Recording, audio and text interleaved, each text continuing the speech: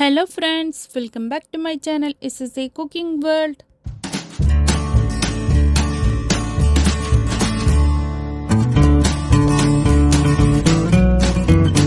ഇന്ന് ഞാൻ നിങ്ങളുടെ മുമ്പിൽ വന്നിട്ടുള്ളത് നല്ല ഇഫ്താർ കിടിലൻ സ്നാക്കിൻ്റെ റെസിപ്പിയുമായിട്ടാണ് കേട്ടോ.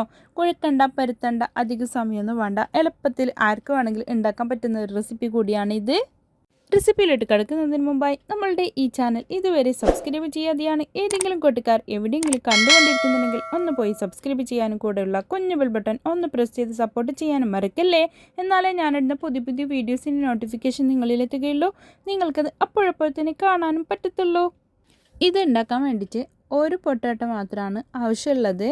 പിന്നെ ഒരു 250 ഗ്രാം ബോൺലെസ് ചിക്കൻ എടുത്തിട്ടുണ്ട്.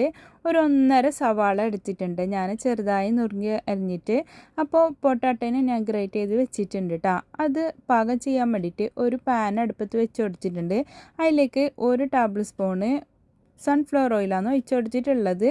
എന്നിട്ട് നമ്മൾക്ക് ചെറുതായി നുറുക്കി അരിഞ്ഞിട്ടുള്ള ബോൺലെസ് ചിക്കനില്ലേ അതിനയിലേക്ക് ഇട്ട് കൊടുക്കാം കേട്ടോ.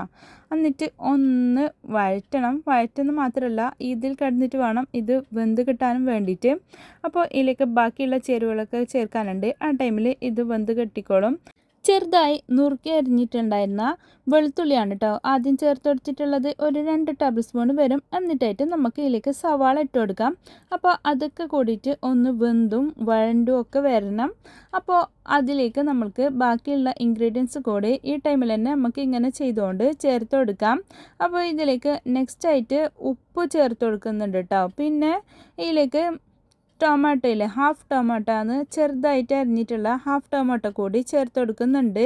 വലിയ പീസാക്കിയിട്ട് അറിയണ്ട, ഇത് പിസ്സ പോലത്തെ ഒരു ടൈപ്പിലായിട്ടുള്ള ഒരു സ്നാക്കാണ്. അതുകൊണ്ടാണ് നമ്മളെല്ലാം നുറുക്കി അരിഞ്ഞിട്ട് ഇട്ട് കൊടുക്കുന്നുള്ളത്. ഇപ്പോൾ വന്നിട്ടോ ഞാൻ പാകത്തിനുള്ള ഉപ്പും പിന്നെ കുരുമുളക് പൊടിയാണ് ഇതിലേക്ക് ചേർത്ത് കൊടുക്കുന്നുള്ളത്, പെപ്പർ പൗഡർ. അപ്പോൾ അതൊക്കെ ചേർത്തിട്ട് ഒന്ന് നന്നായിട്ട് ഇതിലേക്ക് വഴറ്റി കൊടുക്കണം. അതൊന്നായിട്ട് ഫുള്ള് മിക്സ് ആയിട്ട് ഇതിൻ്റെ സ്മെല്ലും ഇതൊക്കെ എല്ലായിടത്തേക്കും എത്തണം. ആ ടൈമിൽ ഞാൻ 1 table spoon Kashmiri red chilli കൂടി ഇതിലേക്ക് ഇട്ട് കൊടുത്തിട്ടുണ്ട്. അപ്പോൾ അതും കൂടി ആയിട്ടാകുമ്പോൾ നല്ല കളറും വരുന്നുണ്ട്. എന്നിട്ട് ഇതിലേക്ക് ഇപ്പോൾ ഞാൻ ഇട്ട് കൊടുത്തത് ഗരം മസാലയാണ്. ഒരു 1/2 ടീസ്പൂണ് ഗരം മസാല കൂടി ചേർത്ത് കൊടുത്തിട്ടുണ്ട്. ഗരം മസാലയ്ക്ക് കൂടി ചേർക്കുമ്പോൾ നല്ലൊരു ഫ്ലേവറാണ് കിട്ടുന്നുള്ളത്.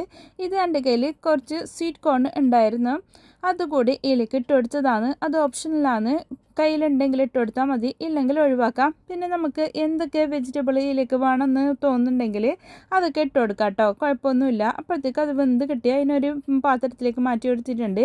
ഇതിൻ്റെ മാവ് റെഡിയാക്കാൻ വേണ്ടിയിട്ട് ഞാൻ 1 കപ്പ് മൈദയാണ് കേട്ടോ എടുത്ത് കൊടുക്കുന്നുള്ളത്. അപ്പോൾ മൈദക്ക് പകരം നമ്മൾക്ക് ഗോതമ്പ് മാവ് വെച്ചിട്ട് ഉണ്ടാക്കാം. പിന്നെ ഒരു മുട്ട, പിന്നെ ഇതിലേക്കും പെപ്പർ പൗഡർ ചേർത്ത് കൊടുത്തിട്ടുണ്ട്. ഒരു 1/4 ടീസ്പൂണ് ഗരം മസാല ചേർത്ത് കൊടുത്തിട്ടുണ്ട്. പാകത്തിനുള്ള ഉപ്പ്, 1 കപ്പ് ഫുള്ളായിട്ട് പാല് ചേർത്ത് കൊടുക്കുന്നുണ്ട്. എന്നിട്ട് ഇതുപോലെ ലൂസ് കൺസിസ്റ്റൻസിയിൽ വേണം ഇത് ആയി കിട്ടാൻ. നമ്മൾ ആദ്യം മാറ്റി വെച്ചിട്ടുണ്ടായിരുന്നില്ലേ ആ പൊട്ടാറ്റോ, അതിന് ഗ്രേറ്റ് ചെയ്തിട്ട് വെച്ചത് ആണ് കേട്ടോ. അതിന് വെള്ളത്തിലിട്ടിട്ട് വെച്ചിട്ടുണ്ടായതാണ്, വേറെ എന്തെങ്കിലും ഇട്ട് വെച്ചൊന്നുമല്ല. അപ്പോൾ അതിന് കൂടി അതിൻ്റെ വെള്ളമൊക്കെ കളഞ്ഞിട്ട് ഇതിലേക്ക് ഇട്ട് കൊടുക്കാം. എന്നിട്ട് ഒന്ന് നന്നായിട്ട് മിക്സ് ആക്കണം ഈ മാവിനെ. അതിന് ശേഷം വേണം നമ്മൾ ഒരു പാന് അടുപ്പത്ത് വെച്ചിട്ട് അതിലേക്ക് ഇട്ട് കൊടുക്കാൻ വേണ്ടിയിട്ട്. നമ്മൾ ഇതിൻ്റെ ഫില്ലിങ്സ് റെഡിയാക്കിയിട്ടില്ലേ അതേ പാൻ തന്നെയാണ് കേട്ടോ ഞാൻ ഇവിടെ വെച്ച് കൊടുത്തിട്ടുള്ളത്. അതിലേക്ക് ഞാൻ ബട്ടറാണ് ഇപ്പോൾ ചേർത്ത് കൊടുക്കുന്നുള്ളത്. അപ്പോൾ അത് വിട്ട് കിട്ടാനും എല്ലാ സൈഡിലേക്ക് ആയിട്ട് കിട്ടാനും അത് സഹായിക്കുന്നുണ്ട്. ഗീ കയ്യിലുണ്ടെങ്കിൽ നെയ്യ് കയ്യിലുണ്ടെങ്കിൽ അത് ചേർത്ത് കൊടുക്കാം, അല്ലെങ്കിൽ ഓയിൽ മുഴുവനായിട്ടും ബ്രഷ് ചെയ്ത് കൊടുത്താലും മതി. അപ്പോൾ ഇത് വെന്ത് വരുന്ന സമയത്ത് വെന്തിട്ടായിട്ട് നമുക്ക് അതിനെ നമ്മൾ ഇങ്ങോട്ടേക്ക് പ്ലേറ്റിലേക്ക് മാറ്റി കൊടുക്കില്ല. അപ്പോൾ പെട്ടെന്ന് ഇളകി വരാൻ വേണ്ടിയിട്ട് മാത്രമാണ് കേട്ടോ അങ്ങനെ ചെയ്യുന്നുള്ളത്. എന്നിട്ട് നമുക്ക് ഈ മാവ് മുഴുവനായിട്ട് ഇതിലേക്ക് ഒഴിച്ചു കൊടുക്കാം. അപ്പോൾ ഇതിലേക്ക് നമ്മൾ ഗ്രേറ്റ് ചെയ്ത പൊട്ടാറ്റോ ഇട്ട് കൊടുത്തിട്ടില്ലേ അതുകൊണ്ട് ഒന്ന് ലെവലാക്കി കൊടുക്കണം. ഇല്ലെങ്കിൽ ആ ഒഴിച്ചെടുത്ത് തന്നെ പൊട്ടാറ്റോ ഫുള്ള് ഒരു സ്ഥലത്ത് തന്നെ ആയിട്ട് പോവും. അങ്ങനെ ആവാതിരിക്കാൻ വേണ്ടിയിട്ടാണ് എല്ലാ സൈഡിലേക്ക് ആക്കി കൊടുക്കുന്നത്. എന്നിട്ട് ഒരു മൂഡ് വെച്ചിട്ട് ഒരു 2-3 മിനിറ്റ് വെക്കണം. അപ്പോൾ കുറച്ച് വെന്ത് കിട്ടും, അടിഭാഗമൊക്കെ ഒരു സെറ്റായി കിട്ടും. അപ്പോൾ നമ്മൾ ഇതിൻ്റെ മേലേക്ക് ഇട്ട് കൊടുക്കുന്ന ടോപ്പിങ്സില്ലേ ആ ഫില്ലിങ്സ് എല്ലാം അത് താഴെ താണിട്ട് പോവാതിരിക്കാൻ വേണ്ടിയിട്ടാണ് ഒരു 2-3 മിനിറ്റ് ഒന്ന് അടിച്ച് വെച്ച് വേവിക്കുന്നുള്ളത്. എന്നിട്ട് ഇങ്ങനെ ഇട്ട് കൊടുക്കുകയാണെങ്കിൽ ഇത് മേലെ തന്നെ ആയിട്ട് കിടക്കും. അപ്പോൾ അത് കാണുമ്പോഴേക്കും ഒരു നല്ല രസം തന്നെ നല്ല എന്തോ ഒരു ചേലന്നെ ഇത് ഇങ്ങനെ കാണുമ്പോഴേക്ക് നമ്മളുടെ കയ്യിൽ മൊസറല്ല ചീസ് ഉണ്ടെങ്കിൽ അത് ഇങ്ങനെ മേലേക്ക് ഇങ്ങനെ തൂവി കൊടുത്താൽ മതി. എൻ്റെ കയ്യിൽ അത് ഇല്ലാത്ത കൊണ്ട് ഞാൻ മറ്റേ ബർഗറിൻ്റെ അകത്തൊക്കെ വെക്കുന്ന ആ ചീസിലെ അതാണ് കേട്ടോ ഇട്ട് കൊടുക്കുന്നുള്ളത്. പിന്നെ ചെഡാർ ചീസും ഉണ്ടായിരുന്നു, അതിനും ഞാൻ ഒന്ന് ചെറുതായി അരിഞ്ഞിട്ട് അതും കൂടി മുഴുവനായിട്ട് ഇട്ട് കൊടുക്കുന്നുണ്ട്. അപ്പോൾ ഇത് മുഴുവനായിട്ട് എല്ലാ സ്ഥലത്തേക്കും ആക്കിയിട്ട് ഇട്ട് കൊടുക്കുമ്പോൾ അത് വെന്തിട്ട് കുക്കായിട്ട് വരുന്ന ടൈമിൽ കാണുമ്പോൾ ഒരു നല്ല പിസ്സേനെ പോലെ തന്നെ ഉണ്ടാവും. അതുകൊണ്ടാണ് ഞാൻ പിസ്സ പോളാന്ന് പറഞ്ഞത്. പക്ഷേ ഇത് പിസ്സ ആയിട്ട് ഒരു കണക്ഷനും ഇല്ല. പിസ്സ പോള കഴിക്കുമ്പോൾ പിസ്സ പോളൻ്റെ അതേ പിസ്സ ഒക്കെ കഴിക്കുന്നില്ലേ അതേ ഫീൽ തന്നെ അപ്പോൾ കിട്ടുന്നുള്ളത്. അതിനും കാട്ടി ടേസ്റ്റ് ഉണ്ടെന്ന് തോന്നുന്നു. അടിയിൽ ഈ മാവും അതിലേക്ക് പൊട്ടാറ്റോ ഒക്കെ ഇട്ടിട്ട് ഉണ്ടാക്കുന്നുള്ളത് കൊണ്ട് നല്ല എരിവും എല്ലാം സ്പൈസിയൊക്കെ ആയിട്ടുള്ള ഒരു സ്നാക്കാണ്.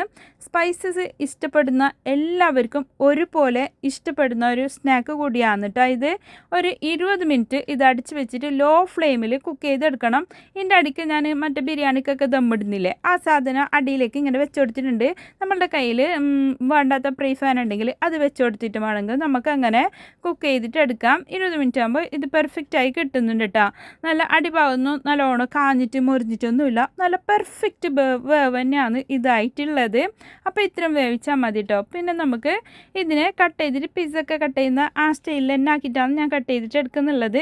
അപ്പോൾ ഇവിടെ എല്ലാവർക്കും ഒരുപാട് ഇഷ്ടപ്പെടുന്ന ഒരു സ്നാക്കാണിത്. അപ്പോൾ കട്ടി കുറഞ്ഞിട്ട് കിട്ടണം എന്നുണ്ടെങ്കിൽ കുറച്ചും കൂടി പരന്ന പാനിൽ ഒഴിച്ചെടുത്താൽ മതി, ഫ്രൈ പാനിൽ. അപ്പോൾ കുറച്ചും കൂടി കട്ടി കുറഞ്ഞിട്ടും കിട്ടും.